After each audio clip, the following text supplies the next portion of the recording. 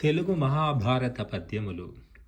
కావున భారతామృతము కర్ణపుటంబుల నారగ్రోలి ఆంధ్రావళి మోదమున్ బొరయునట్లుగా సాత్యవతేయ సంస్మృతి శ్రీ విభవాస్పదంబైన చిత్తముతోడ మహాకవిత్వ దీక్షా విధి నొంది పద్యముల గద్యములన్ రచించదన్ కృతుల్.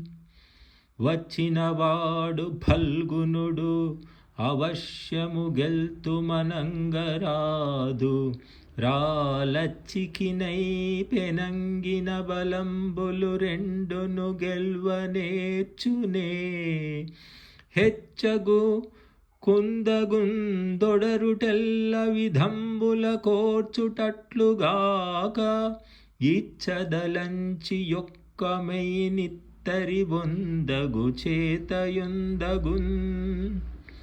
వరమున బుట్టి తిన్ భరతవంశము జొచ్చి తిని అందు పాండు భూవరునకు కోడలైతి జనవంద్యుల పొందితి నీతి విక్రమస్థిరులగు పుత్రులన్ బడసితిన్ సహజన్ముల ప్రాపుగాంచితిన్ సరసి జనాభ ఇన్నిట ప్రశస్తికి నెక్కిన దాననెంతయున్.